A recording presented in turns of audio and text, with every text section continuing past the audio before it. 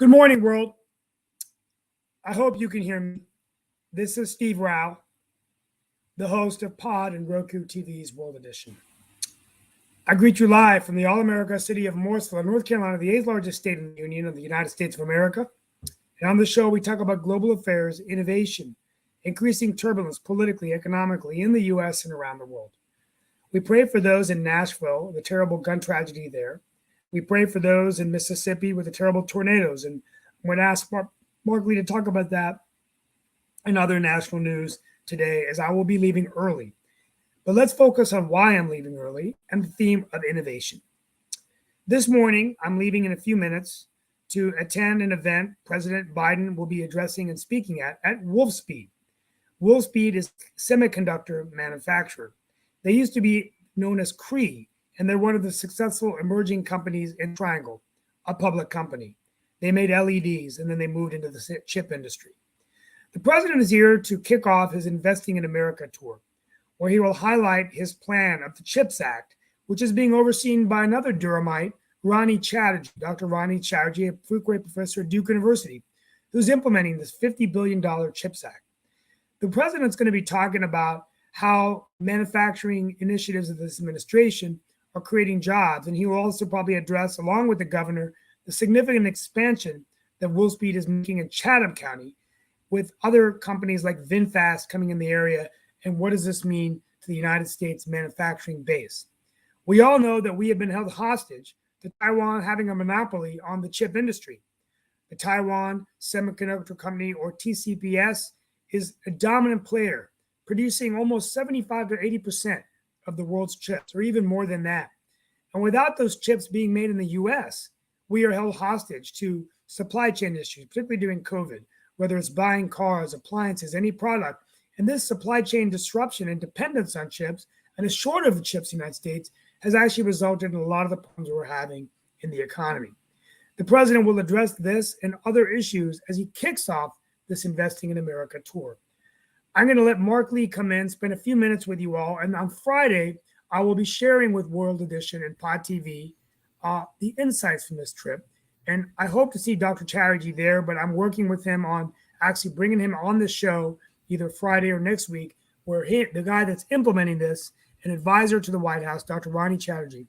But anyway, let's go ahead and begin. I got 3 minutes. Yeah, I got a couple of questions. You're going to have to run the show today. Yeah, I had a couple of questions on your trip and everything. I'm sure Dan and Lee may have questions as well. One, we do know that the continent of Africa is somebody that is, or something that is being looked at in that whole chip space as well, because there are countries there that have lithium and have other things that can be used in some of these kinds of technologies that you were talking about. So I'm wondering that while the president is coming to here, is that part of the reason that Kamala is going to Africa? Because she is on the middle of an Africa summit right now, and that is a country that could also, or a continent that could also help in some of the dependence that America has on Taiwan and other parts of the Asian theater. So that was one question that I had, and on your trip, and maybe you can find out if that was the reason that they sent her to Africa. And the other question was more of a question of personal privilege and all in that space. But I do know that the founder of Cree, the original company that he is going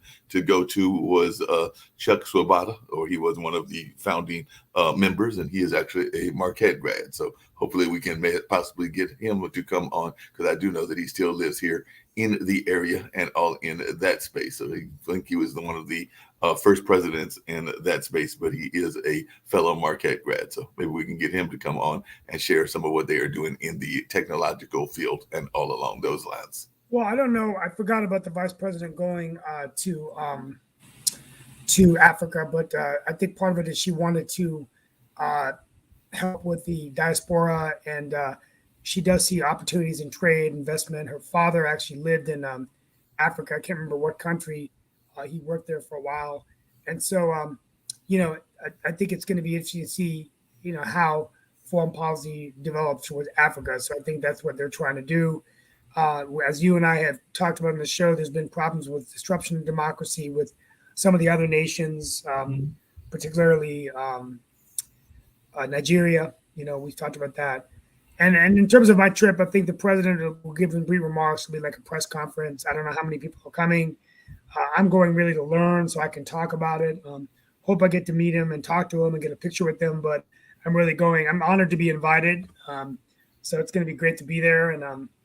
And then got lots of exciting stuff to work on. So sounds like it'll be a great trip. I'm gonna bring in the other folks. There's Lee. Yeah, I'll be back on Friday, guys. I'll be out the next 2 days, but on Friday we'll be dedicating the show to what I learned from the president's visit. Talk about the economy, the banking crisis, inflation.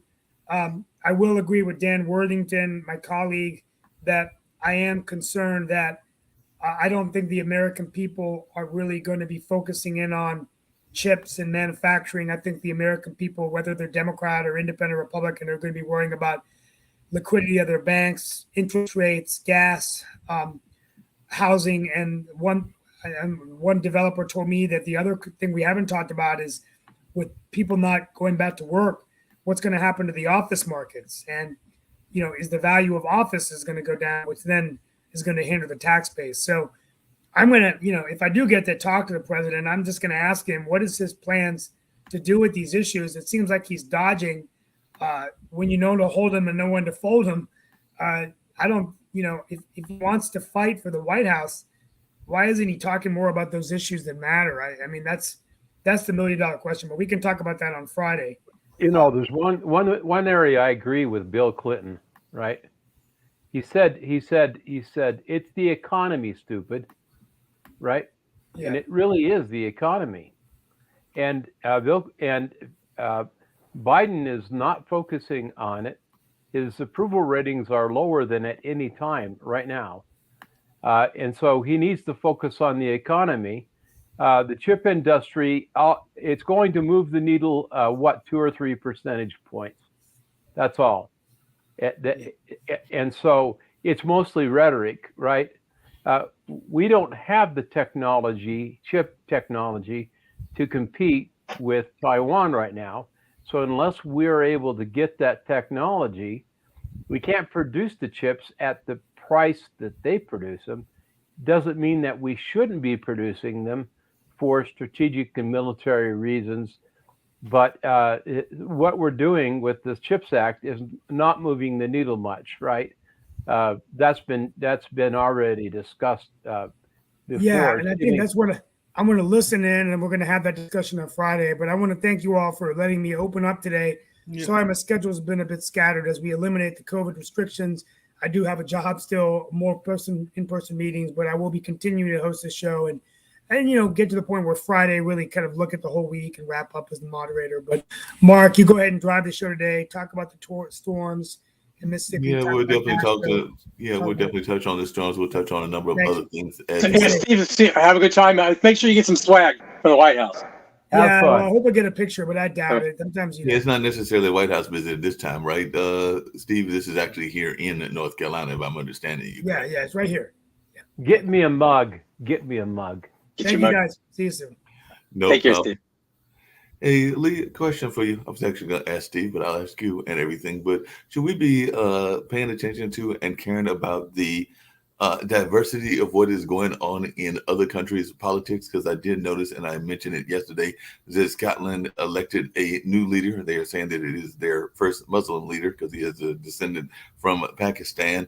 And definitely we saw that to some degree in London and that whole European theater and everything. But it does seem like a lot of folks, particularly from the Asian cultures, are looking at other countries and are running in these other countries. So is this something we should care about? Should we not care about it? What is your thoughts as somebody that is in the political realm? We should care about world affairs and the politics of other countries, but I don't think we should care about the diversity of who's getting elected into what position where. I mean, what's his name? Warren Buffett was asked the other day, there's a nice clip you should see about diversity within, Berkshire Hathaway. And he basically says, it's merit. I don't care about the rest. Who's the best one for the best job? The bottom line, what can you do for me? I don't know why people are so obsessed with diversity, because my rule is if it doesn't play in athletics, why does it play anywhere else? When Elon Musk came onto Twitter, he slashed 75% of the people. They were doing nothing. When you say it doesn't play in athletics, what exactly do you mean? Because there is conversations around athletics, even with diversity, and it's usually on senior management. Because senior management, a lot of people are complaining that When it comes to the may be players, majority you want the of- best quarterback. You want the best, starters, whether it's football, the best pitcher for baseball. You don't care what they look like. No, but And the same thing with the NBA. They don't that may be care. the case They of don't. the players, but two things. One, Well, Colin and in Kaepernick fact, is still saying there that it is slavery to some there, degree, right? but there is a push to get a greater diversity in the sense of who is owning the teams and all of that. There's actually Who cares? Really? Who cares? Who really cares? I I mean, if mean, you got a the lot of money, people go care. buy I the know a number team. of folks, and they aren't just progressive. There are a number of folks even in the libertarian camp that care. Mark, if you've got the money, go buy the damn team. If you don't Well, there are have the some money, people that are shut buying. the They're hell up. looking to buy the team. Right. Brian Davis, who owned a major real estate firm here, along with his business partner Christian Leitner, and they had others that were in the athletic space, were looking at buying the Commanders. But Well, good. they. I'm all for it. I mean, if you got the money, as to go whether buy they will the get team. approved by the greater, whether they will get approved or not, and all in that space. So there is a lot of that. The other thing that comes up sometimes in this conversation is the notion of handlers and who handles the money. So you're saying that they can just go buy a team because they got $1 million, but if their handlers and their agents are the ones that are actually pulling the purse strings and controlling the purse strings, can some of these athletes just go and buy it willy-nilly, or just because they want to? Or Well, they can fire their handlers if they're not happy with how they're managing their money. Well, and so you say they have handlers, they've got managers and agents, but it's their money. They can do what they want with it. But the question is, can they really do what they want with it? That's my question. Yeah. I mean, it's the rule of thumb, Mark, is if it's my money, I get to spend it how I want. It's the same with those guys. Now, they have investment advisors for a reason, because they want to keep their money invested and they want to make money, right?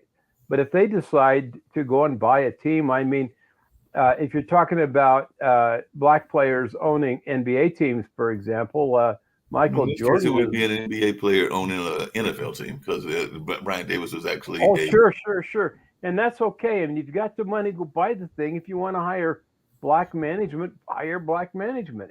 I mean, that's up to you. I mean, this is a free market society. People can decide what they want to do, but there are no racial quotas. I mean, why the hell should we have them? Doesn't matter. But if the industry is not being fair, that was the issue. What do you mean fair? Even in media, you think it's unfair because we don't. If I have 10 applicants, I'm colorblind. I don't care about what color they are. I believe that you're colorblind, and I think that others are colorblind, but that is not what we can say about the entirety of corporate America, because not everybody in corporate America has the same views that you and Lee do. There are a number of folks that do the good old boy network. Mark, I hear what your point is, but just go on a different platform and start up your business or start up your podcast, your show, what have you. For example, Larry Elder may not be prime time on, whatever, CNN. So he goes to Epic TV or wherever. And the same thing for Jason Whitlock or Mark Lee or whoever. There are folks that have started their own and everything, and there's even been conversations about. But then sometimes if you start your own, it is bought out. I mean, that's part of what happened to be Larry Elder and a number of others as well. But there have been conversations about going back to. But I'm not saying that that's the right way either, because there have been folks that have talked about the segregation notion of, if you don't want a black Hollywood, create your own black Hollywood. If you want a black television network, create your own black television network. And there not necessarily your own black television, just create another television station or your own Hollywood, and people will come. I don't care. If you have a doctor, you need surgery, heart surgery, brain surgery. Do you really care what race this person is or gender? I don't. You just go out and get the best one you can. You get the best one that you can. I agree with you on that. But I'm saying that if there are fields that folks are not getting enough, isn't a responsibility partially of society to make sure that we are providing those opportunities to everybody. Because like I said, if you call that fairness, right? And everything. You call that fairness. I call that racist. See, I call it racist because you're looking at color. if you're looking at color at all, it's racist. No, If that's you're not trying to- if necessarily you're that's trying not to create necessarily the case quotas at on all. boards or whatever, and you're just looking at the color or the gender or the non-gender. Why is it or even whatever, relevant? It's irrelevant, right? It's all Well, about it it's can all be, about it's all about qualification. Who's the best? not every field is about qualifications. That's Well, what I'm saying. I know- If you look I know at what things, you if you think, look at Mark. fields that are What I'm not trying to being tell you fair is in the that sense of the way they are treating women, Americans they are treating have African had Americans in the enough sense of of this BS. well, you say America's had enough of the BS. I have friends in mind that are having these conversations regularly, and we're not having enough of it. We're having Oh, regular sure, conversations because about you're this on the other on a side regular of it, basis. right? No, not necessarily. There are folks that are not necessarily agreeing with me. So the conversations are very vibrant conversations, kind of like what we have here on the network. So I'm not saying that everybody Yeah, I mean, agrees, even I'm in done. the I'm done with family and this whole everything. I have quota family stuff and members all that this are part of the police quote-unquote force that don't necessarily agree with me fairness on everything. issue. Mark, Fairness. Huh? some of this is personal choice also. There's certain fields that are more male versus female based on personal choice, whether construction industry, welding, bricklaying, what have you, okay? And there are other industries that maybe are more geared towards pick your race or, or whatever, Indians or Jews or Catholics or blacks or whites that people choose to, for cultural reasons, go into. Do we want to stop that? There can be cultural reasons, but there can also be things that are not always cultural and everything. And there are women that we've had some on this show that have dealt with industries that are considered stereotypically male, and they have broken that glass ceiling. I mean, we've had a woman truck nursing driver, historically was female. They had women construction workers, including some that have owned their own construction Nursing companies. Nursing used to be female. There are men nurses now. There are plenty of male nurses. Sure. There are plenty of male nurses. There's no reason they can't be, right? And But that's a personal choice thing. Well, and there are female doctors. There's a personal choice, but it's also a choice of trying to make sure that the opportunities are created there. I mean, I think that Mark, would be the conversation on the stop. We don't have to worry about that. There should be no barriers. Doesn't have the opportunity. There should be no barriers to stop women or men or whatever you want to pick to go into whatever field, state person that you want to choose to. But other than taking down barriers, what I'm saying, if those barriers still exist, and you have to eliminate the barriers, which is what they did in the I agree with that. I agree with you on there. But these affirmative action goals, to me, are BS. To say you have to have a certain percentage white, black, oriental, or whatever term you want to use, male, female, is garbage. Well, like I said, that is opinion, but I'm just saying that it varies from industry to industry, and I am just saying that there are times that it can be a viable discussion and a viable reason to do that. I definitely saw that in the newsrooms, and a lot of people still say that the newsrooms are not doing as great a job as they should be doing in various areas, and there are people that are still complaining about quotas are racist as well. So like I said, it's not necessarily racial quotas and all in that. Racial quotas are racist because anytime you have a racial quota, you're going to discriminate against somebody. No, I mean, and what about the folks that take advantage of it? What about the folks racist? What about the folks that take advantage of it the flip way? There is a number of folks that are quite pleased with North Carolina Central University, which is a premier law school here in Durham. Some of our people in politics have gone to it. Some of them have been African American, but there have also been a number of European Americans that have gotten a scholarship there as a minority scholarship because in that particular college, they are a minority. But that is an issue that some people are not that pleased with, even within the HBCUs. I don't know how Kamala feels about it, but that is some that are not pleased with that. There are even some that have joined particularly historical fraternities and sororities. Do you care what Kamala thinks about it? Yes, I do, because the opposite is probably the best way to go. Whatever she says, just do the opposite. Mm-hmm. She doesn't have such a good track record. Good morning, Tasha. I'm sorry, I missed point of your discussion. What is it? Affirmative action. There is no point. Affirmative action. We were talking about. First we were talking about the CHIPS Act because Steve was here at the beginning, and he's going to meet President Biden. Well, he's actually going to an event that President Biden will be at, and he's hoping to meet President Biden. But that is what was going on because he's going to be talking about the CHIPS Act and infrastructure and computers, and then we got into a whole discussion around affirmative action and whether it is a positive or a negative, and that's where we've been for a while. What exactly is affirmative action? I don't understand that. Affirmative action is where there is a effort to what people call leveling the playing field. So, like, if there is a historical system that has been there for a while, and there is underrepresentation of a particular industry, that you try to balance that. Now, there are some people that say reverse affirmative action is what I just described, which is that if you're going to a school that is 80% African American, and you are able to get a minority scholarship because you're a European American to get you into that school, that is a form of what some people would call reverse affirmative action. So who is the guilty party? Why they're giving the European minority scholarships? Who are these people? Who make this? Well, in this case, it's a government policy or a school policy. It's a very much of a government policy that because those are state-supported schools, so they are sometimes having a certain amount of scholarships. That the number of minority scholarships that exist in just about every school and everything. Are you talking about federal government or provincial? Or in this particular case, it's a lot. Well, it depends on the school. Some schools are, well, all schools are federally funded, so definitely the federal government has some impact on it, but also the state government has some impact on it as well, because a lot of these are state schools. Was the situation better before Biden came to power? In terms of affirmative action, I don't think there's any difference. It doesn't make any difference. Yeah, I mean, the affirmative action is a constant conversation that's been going on since the 60s or the 50s and everything. And some people are in favor of it. I mean, there's some people who would like to go back to the days of Black Wall Street, so which means that everything was very much insulated and everybody lived in their respective neighborhoods, but every respective neighborhood had its own infrastructure. And Mark, don't you think affirmative action is very demeaning?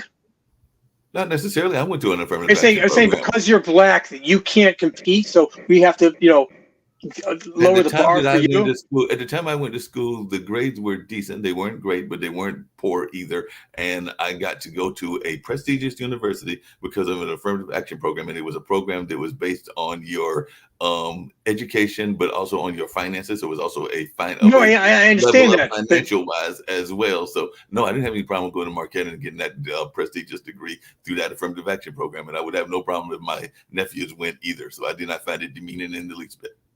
But isn't it? But really, what they're doing is lowering the bar, so more, in your case, Blacks could enter the university. Did they lower the bar when my roommate went off to a successful career at a state college and was running a major department in Wisconsin, that he might not have had a chance to run that office in Wisconsin with his background from Yonkers and Jackson, Mississippi, if he had not had that program? I don't think that's lowering the bar. I think that's actually giving him an opportunity that he would not have had. Why would he not have had it based on merit then, otherwise? The bar or not? I don't know his grade or anything. Why would he not have gotten it on merit anyways? Then if they did not lower the bar? I said that his like mine, his grades were a little bit more moderate as opposed to like the A grades and everything of that nature. So that is lowering the bar, isn't that? His merits in college. That's what I'm not disagreeing you that he didn't. At the end of the day, he wasn't able to perform. But the entrance into that market or that position, they lowered the bar to get him in there. Did they not? I don't think did they lower the bar, or did they raise the standards in some ways that he was able to get in on a program that he might not have been able to get in otherwise? And that's my point, is that it sometimes gives you an opportunity to get into programs that you might not have been able to get into. That's other than that, I guess, as long as they didn't keep somebody else out. We don't know that they kicked it. I mean, but isn't that the case of any program? I mean, if you look at colleges in general, somebody's going to get in, somebody's not going to get in. So that's the argument is if it's based on merit, people don't care. They understand that. Like I want to pitch for the Atlanta Braves, but I can't throw a 30-mile fastball. They're throwing 90s and 100s. I can throw 30. Should I, get in because, I mean, that's the case of the skill set being a totally different skill set. You're using the sports analogy, and I don't know that the sports analogy always works in everything, because not everybody can throw a 30-mile, a 90-mile, or 100-mile fastball. And I agree with you on that. But I just said, and I just agree with you on that along those lines. But the other, and I can't do a 33-pointer either. But you have to practice. But we're talking about 1%. Don't make a difference. When we're talking about all these great athletes and everything. So if we're saying that is a victory because 1% of 1% get in, so let's be real. How many people are playing ball and everything? I'd like to give you an example. Maybe you will somehow relate to it. It was a year before the Second World War. there was mostly in all countries, primarily in Germany, but people forgetting that in many other countries there were anti-Semitism, and Germany was the most aggressive form. But in many countries was, except one country, and here is what Prime Minister of that country, Winston Churchill, said. We don't have anti-Semitism in England because we don't believe that English people are inferior to Jewish people. Think about this. So the anti-Semitism growing a lot when people believe that somehow they are inferior to Jews, the Jews have advantages here and there or so on. But Englishmen didn't believe so. And Sasha, most African Americans will tell you that most Europeans lived in the deserts and lived, not the deserts, but lived in the very much of a non kind of good environment when they were living in the caves, and many of the African nations were very civilized and were doing a lot of great development. But people forget that part of history, and they don't talk about that and everything. But there are a lot of people in our community that do talk about that. The fact that there were a number of folks in Europe that were hey, there are a number of folks that would still argue that there are some great things. The GPS that you use regularly, invented by an African American person. The traffic light that you stop at regularly, invented by an African American. You want me to go down the list? I can go down the list of thousands. No one's going to stop using those because of that. What happened to the culture? The culture is still very much of a positive culture and everything along those lines. I mean, there is some people that got caught up in the welfare system, but that is a minority. Let's also be real about the welfare system, which is very much of a most white women are on welfare than there are black women. Let's go back into the discussion. You said that while the Europeans were living in caves, that there are these great cultures in Africa that were led by black leaders. I don't doubt that there were, right. But what happened to them that they fell?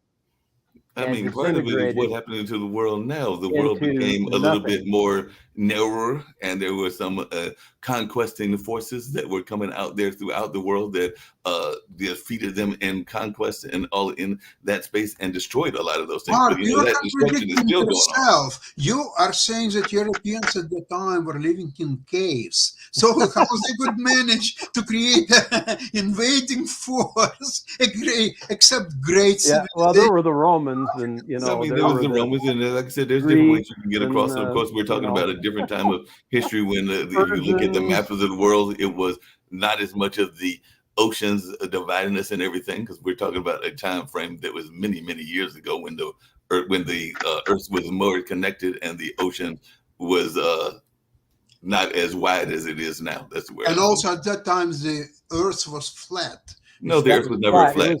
Nice try. I never said the Earth was flat. I would never say the Earth is flat, and I would never say that the aliens are coming either. Even though some people were looking at stuff that is coming, like like what's going on in Ecuador. But like I said, there's some people that may be looking at that. So y'all are trying to think that I am making preposterous statements when that is not the case at all. So no, I'm just giving you a bad time.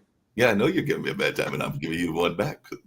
No, Mark, you're okay. You're okay as well in some. Let's move on to something else. Yeah, I was going to move on, and one of the things I was getting ready to move on to was the whole notion of France and those protests, and of course Ukraine. So we'll start with Ukraine since we've got Sasha here, and apparently Russia is saying it wants tactical nuclear weapons in Belarus. So that is something in the news. They're saying that they want tactical nuclear weapons in Belarus, and there are a couple of other things that are going on in that space as well. And Russia apparently fired a cruise missile in the waters off of Japan's coast during training exercises. So maybe they're trying to pull Japan into the war as well.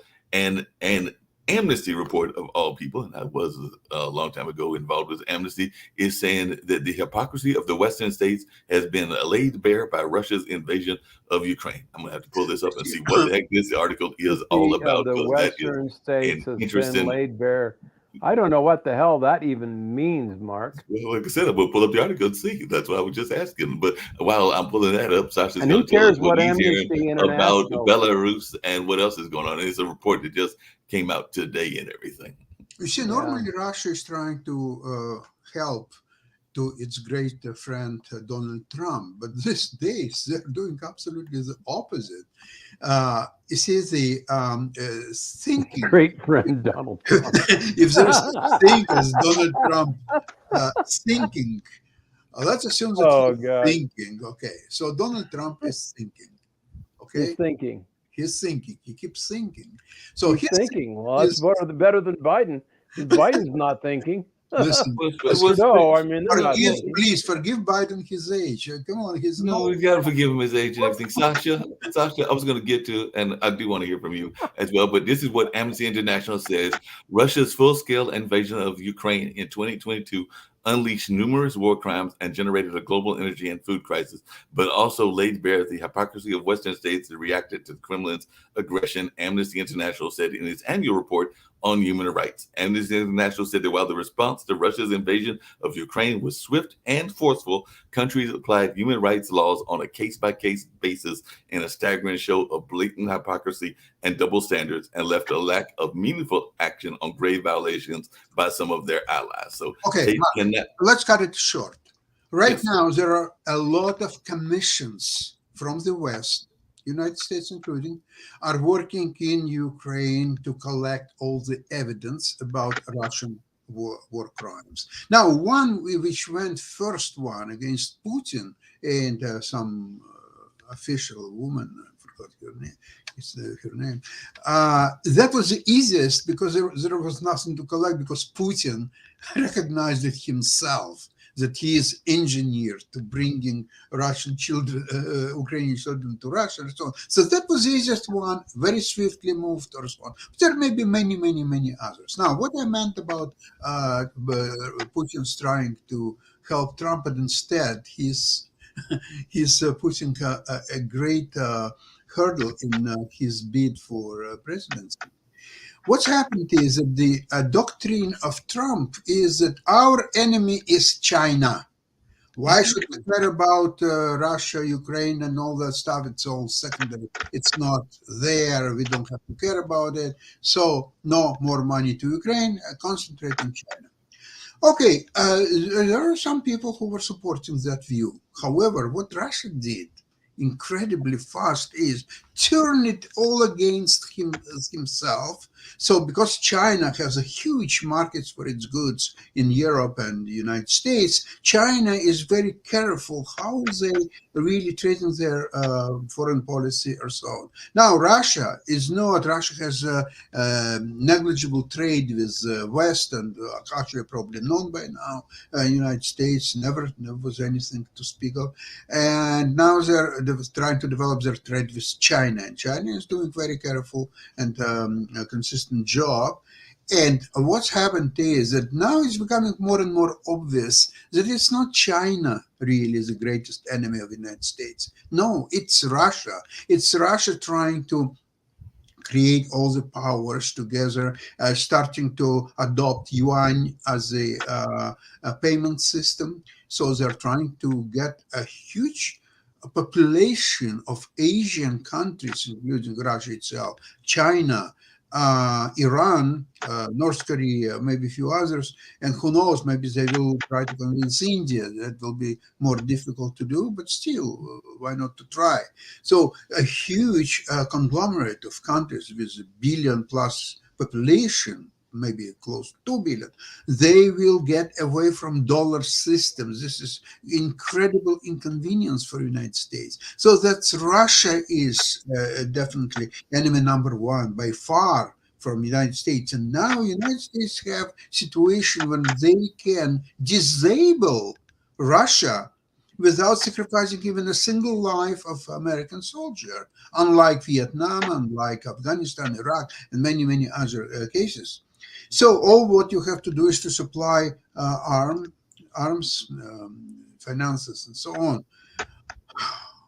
Yes, you do that, but Ukrainians are supplying blood of their people to achieve common goal. However, now it's so coming to even, by the way, even DeSantis, remember who said a week ago or so that when I will be in power, there will be no more help to Ukraine. Now he retracted that. He said that he was misunderstood and something. So he's backtracking this.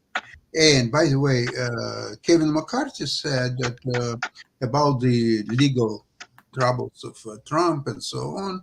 He said, "Look, he's just one man. So each man has its problem, and he has to deal with it, and so on. Why do we have to spend so much time to discuss legal problems of Donald Trump? It's his problem. He has to do something about it."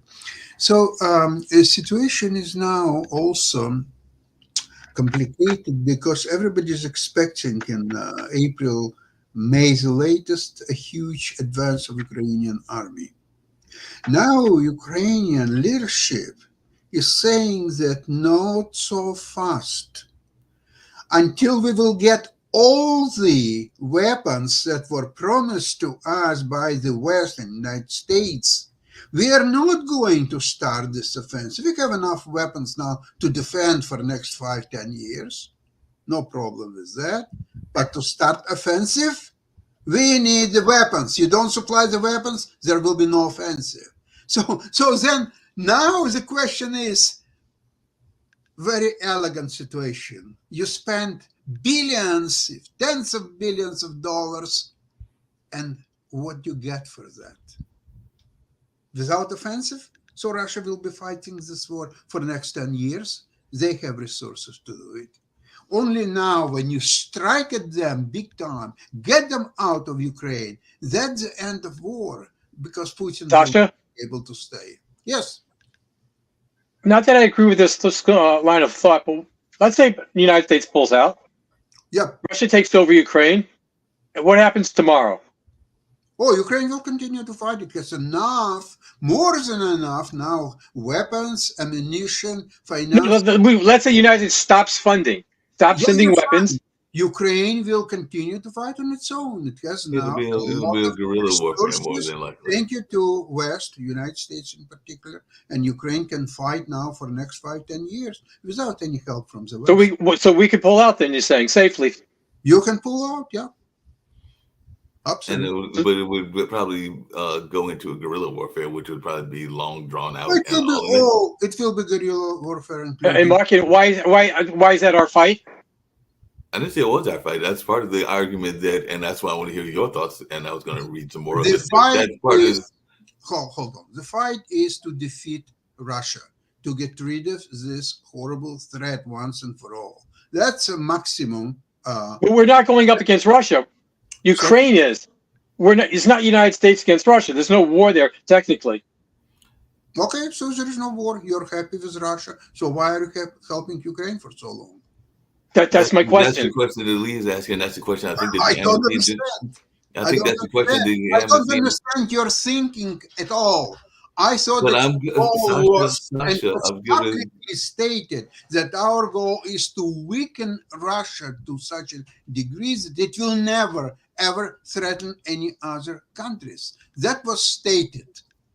Now, if it's changed and it's no longer the goal of the Western United States, then pull out, please. And I mean, that what some people are asking, and I don't say that they are right. And like I said, folks may have different opinions, but that is part of the conversation coming from some of the folks that are like the peace activists and others in that space, because they're saying that you can't criticize human rights violations in one country on one hand and then condone similar abuses in other countries, because that's part of what even the Amnesty International report says, because they're talking about how the EU members opened their borders to Ukrainians fleeing Russian aggressions, but many kept their doors shut to those escaping wars and repression in Syria, Afghanistan, and Libya. And Lee, hate to tell you this, but the United States didn't get off the hook either, because they did say that tens of thousands of Ukrainian war refugees have come into the U.S., but it expelled more than 25,000 Haitians between September 2021 and May of 2022. Excuse me. May I ask you a question? Do you understand what means civilization? What exactly it is? I mean, if we're talking the world civilization, if you're saying that the Ukrainians are making the world civilization best and that the elimination of Russia is going No. It's too long, too murky, and I don't understand. The civilization includes three components. Okay, it's culture, religion, and education, language, and all these components. Right. So the Ukrainians are of the same civilization, which is Eastern European civilization, as Poland, for example, or Czech Republic, or Slovenia, some others. Now, the people what you're referring are probably from Middle East or from Africa or from other country. That is not the same civilization. Therefore, Poles, for example, they don't want people from different civilization, different culture, different language, different religion. They don't want it. What they're saying, Poland is for Poles. Period. But Sasha, by that same standpoint, and coming back to the other argument and the other conversation we were having, that you could do the same thing in America, and I don't know that anybody wants that. Do we want Italy, a little Italy, to only be for Italians? Do we want little Haiti to only be for Haitians? It matters what Italy wants. It matters what Poland wants. It matters for America what it wants. It matters for Canada, what Canada wants. Canada wants people, diverse people from all over the world. It doesn't matter from where, what religion, what language they speak. They don't care. They need people and people and people, more people. That's all. So each country has to... Sasha, is that true? If people would come there, and let's say the majority of them would speak non-English, non-French, you would be okay, or Canada would be okay speaking a different language because the new majority would want that?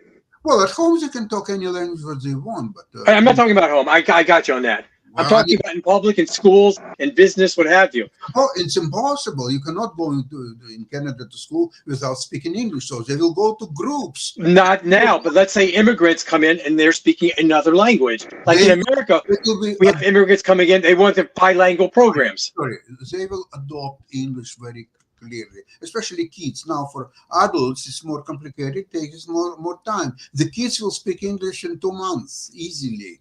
And especially in Canada, also a lot of schools where you can learn English for free.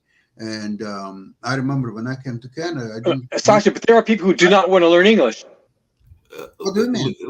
Lee, people who come to America, for example, they don't want to learn English. They want to keep their mother tongue. Lee, for example, how they can work, how they can adopt to. No, but Lee, for example, what did we said is one of the greatest groups in terms of business growth in this area? It's been the Asian. Some people would say it's been the Chinese, whether we like them or don't like them and everything. And I do know for a fact that there are a number, and I know there's some in here in North Carolina. I imagine you've got some there in New York, what they call Chinese schools and everything, and they're teaching them Mandarin, they're teaching them Cantonese, and they're probably even indoctrinating them. I've never been to one of the schools, so I don't know what they're teaching them in terms of their politics and everything of that nature. But Lee, am I not correct? Because I know there's some of those schools that exist in North Carolina. Don't they exist in New York and probably even in Utah, Dan? But you have a lot of schools that are bilingual. If that's what you're going I'm talking about schools that are specifically geared toward teaching their kids their language and their English. Culture. Huh? Yeah. But as a country, if we don't have borders, if we don't have language, we don't have culture, do we really have a country? Well, my question is, are those schools, are they fair, and are they kind of what you're talking about? Because I know that here in North Carolina, I think they're in Virginia, they're literally what they call Chinese schools. So they teach them. And I think they're not public schools. I mean, if people go to private schools. People go to private schools, they can teach whatever they want. But I think if there's a requirement, there's certain core subjects, English being one of them, that they have to teach. I'm not sure about the Chinese schools. I have to find some people that have actually gone and to those schools, but I want to say that they are in charge of their own curriculum and all in that space. And it may be organized as a private school. I need to do some more research on it, but I do know that they do exist here in the South, and I think they exist throughout the country. But there is a core curriculum that the state mandates. There was an issue up in New York with some of the Jewish schools. They were going in there saying, I'm sorry, you're not teaching enough of these with core courses, whether it's math, whether it's English, whether it's science, or what have you, that you can teach whatever other courses you want in whatever language you want, but there's a minimum that you need to teach for these kids for them to be considered to be, educated in school up to 16 or whatever age it is. Absolutely. Yeah. That makes sense. Oh, by the way, and I know y'all have gotten on my case for bringing this up, but Amnesty International was not exactly And because y'all say that we need to support them in all ways and all systems, but they weren't exactly thrilled at Israel either, because they said that the report cited in particular the refusal to confront quote unquote Israel's system of apartheid against Palestinians and inaction against China's human rights violations against. Did they go into the Palestinian areas? The Muslim minorities in the Xinjiang province. So it didn't just spell out China, Israel. It also spelled out China and some of the other countries. No, I understand that. I get that. I'm waiting to see if they go into Gaza and start criticizing Hamas, how they treat their own people, their populations. Do they go in there? They're not going to do that. Because they're a left-leaning organization that promotes left-leaning ideology. So anybody that's left-leaning, they're on their side, so they don't criticize them. I just said they criticize China. China's left-leaning. You can't get more left-leaning. No, Mark, did they go to China and criticize them there? Or they criticize them in China? They criticize them against the Uyghurs and the other Muslim minorities in the Xinjiang province, and they criticize them on a couple of other things as well. Matter of fact, they said that those double standards emboldened countries like China and enabled Egypt and Saudi Arabia to evade, ignore, and deflect criticism of their human rights record. So I can't say that they are not attacking only those from the right, because they're attacking them from both sides, from what I can tell. If they're doing with China, then you're making a fair point. Right, and they are dealing with China. They are definitely dealing with China. Speaking of other things, and we're going to get to other news around the world, but are we needing to be concerned, Lee? I don't have any kids. I do have my two nephews, but there have been these recent shootings, including one that was that definitely Steve alluded to earlier.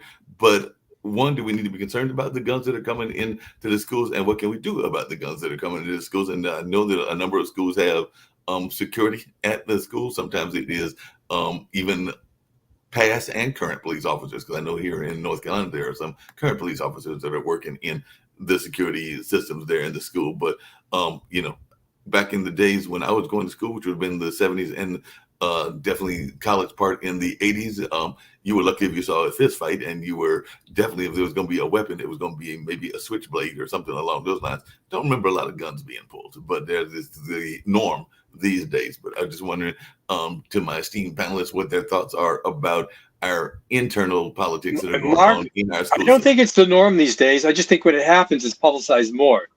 I don't think it's the norm. The norm is most kids are law-abiding, well-behaved, not bringing weapons to school. That's most kids. Okay. Other than that, evil does exist. You can't legislate and rule out evil. You can't eliminate it. It happens with adults, whatever. You can't get rid of it. Okay. Also, most of these cases, if not all, are mental health issues that were not dealt with properly. Yeah, I mean, one of the cases they actually said that, I want to say one of the incidences involved a trans person, and there will be probably some folks that will say that it was their mental health that was the reason that they snapped, and all in that space. There are others that will say that is not the case and everything. But I guess Mark, and also with this Nashville case, besides 2 rifles, this person also brought in a handgun. Is there any legislation, or people saying, we got to get rid of all handguns now? Why aren't they saying that? Well, handguns are harder to regulate because a number of people that but they're almost much easier to conceal. Why aren't they going after the handguns? They should go after the handguns, and I do know that there are even some schools that are practically in a regular lockdown, meaning that the kids have to go through scanners and a number of no. The government wants to get rid of these so-called assault rifles, which doesn't exist. It's a made-up term. Because anything you use to assault a person is an assault weapon, whether it's a bat, whether it's a knife, whether it's a handgun. But an AK-47 is what they're talking about when they're talking about assault rifles. Because they're easy. And it's a target. Okay, they want to get rid of that. But if they really want to get rid of the homicides, get rid of the handguns, and they're not going to do that. And all these things, even get rid of these rifles, Congress should be doing it, not the ATF. The ATF is unconstitutional. They have no authority to legislate. That's what we have Congress. All these things is unconstitutional. I don't understand why Congress just sits there on their backside and lets the ATF, make all these laws that we have to abide by, because they're not laws.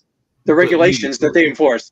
No, Lee, I want to come back to something else you said earlier that I don't know that I necessarily agree with and everything, because You don't agree with everything I say? While I agree that most kids are, I'm going back to the kids. While I agree that most kids are definitely doing law-abiding actions and things of that nature, there is a known fact that because of the nature of the way that they grew up and what they came into in this world ever since 9/11 back in 2001, that the pressures on our youth are very significant. And because of those pressures, there are a number of things that are influencing the way that they're handling it, whether that's the rise in depression or whether that's the rise in violence. So I can't say that that's not the case. When I have seen, I get around by mass transit, and I have seen definitely more kids that are a little quicker. And there have been conversations I've even had with fellow riders on the buses that are more quicker to react than they used to be. So definitely there was a little bit of a time that people were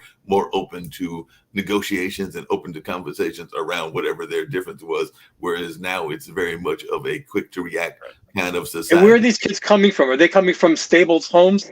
Are they coming from broken homes? Or some of them are coming from stable homes. Some of them are coming from broken homes. I'm just saying kids. I think the vast majority are coming from broken homes or no homes. And Barack Obama was famous, and he got away with saying it. I couldn't say it publicly. You maybe could say it, but Barack Obama said, you take a kid from a house without a father, the odds are against them. Educationally, the criminal justice system, a lot of things. You're putting that kid at a very big disadvantage. And I think behavioral-wise, these are where, not all, obviously, but most of these kids are coming from.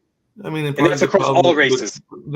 And I agree with all races, but it used to be a time, and Dan probably can address this as well, that the village was a very real village. I think it was Hillary that brought that village concept up, and there might have been some others as well. But the village that I'm talking about is very real, that if you got in trouble, I know if I got in trouble when I was growing up in rural North Carolina, I can guarantee you that I was going to get several talkings to even before I got home and all in that space. Whereas now a lot of people are afraid to speak to any kid, even if they see the kid with their parents out at the grocery store or a number of other places, because they're afraid of the pushback that they're going to get just for speaking to the kid and all in that spaces. So that's what I'm saying, is that whole notion of a village, which we've seen in a lot of countries around the world, is a very positive thing, is not as strong as it used to be. So that's where I think one of the ways we went wrong. On the part of younger people with adults now. I mean, there just isn't the level of respect that they show anymore. It's changed. So there's a defiance, and everybody's sort of an island unto themselves anymore. It's really an odd situation. They don't. A lot of kids aren't taught manners. It's please and thank you and yes sir, no sir, yes ma'am, no ma'am. It doesn't hardly exist anymore. Maybe more in the South because it's more enculturated there, but it's not the rule of thumb anymore. It's unfortunate. Yeah, it's very unfortunate, and that is one of the things that I'm seeing. I don't know if Lee's got any thoughts about that as well. I know we've got the Ukrainian show going to come up very shortly as well. I was getting ready to get to just a few other news items. We know we've mentioned Ireland and its war, but apparently their terrorism threat level has raised to severe. So apparently that is back in the news again. So Britain has raised its domestic threat level for Northern Ireland to severe. So I guess maybe the IRA and others are planning to launch attacks, and we're also seeing attacks in the Gulf of Guinea, because pirates apparently boarded a Danish-owned ship there in that dreaded Gulf of Guinea. So I'm thinking it's dreaded because there must be a number of pirates there as well. And I just want to throw a question out there. It's to Sasha, but you guys can answer it also. In terms of adversaries towards the United States, most people think of Russia, obviously, and China. Is Mexico up there also in terms of being our adversary? Are we at war with Mexico, a Cold War, if you want to call it that, in terms of the drugs, the fentanyl, the gangs, the lack of a border between the two countries, them just invading us? There's a big difference that you cannot claim that Mexico is enemy of the United States. There are Mexican warlords and drug dealers and so on, organizations, cartels, and that is enemy of the United States, and there must be a way how to handle that. But a country like Russia, its whole country with its leadership openly is American enemy, and they are They're not going to wage war for the United States, but they are going to do small things here and there every month, every 3 months, whatever. They will bother America all the time, every time. Sasha, so your point is it's not the Mexican government, the Mexican soldiers, it's just the Mexican government basically looking the other way and letting them operate and do whatever they want.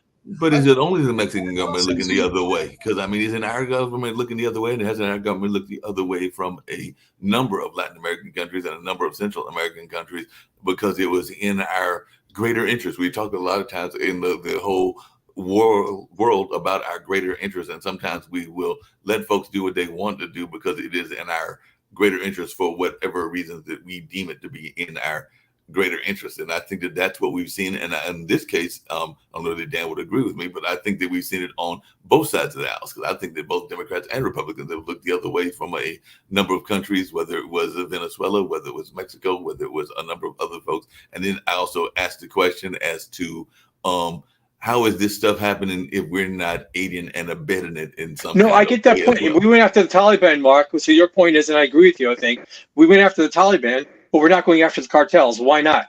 Declare them enemy terrorists and go after them.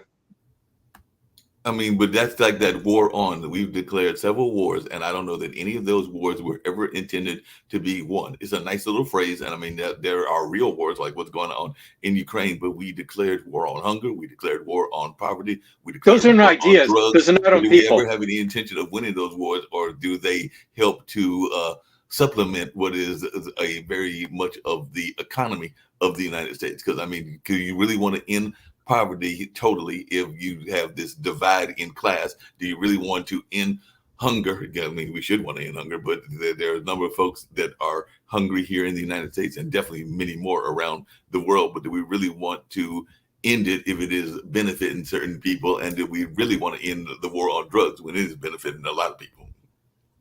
Sorry, I have to depart. Yes, and I'm going to depart with you as well. But take care, Sasha. Have a good day. Last thoughts and everything. Good. We got to get ready to get to Sasha's show. But Dan, any thoughts? I know that you're a big person in the sense of the ways that the government can be a negative force in the world. And on that, I will agree with you. You know, the government was not set up to be the solution and end all and be all for all the problems of society. That's not the purpose of it. Is to govern. Constitution is a limited document. Nonprofits and charities and others are supposed to step in and help people where that help is needed. We've had an education program in the United States for more than a century and a half that's vibrant, can teach people can go to school, they can learn, they can pick what trade they want to go into, make their plans and move forward with their lives. Some people choose to do that, some people choose not to. It's all about choice. There's plenty of opportunity, Mark.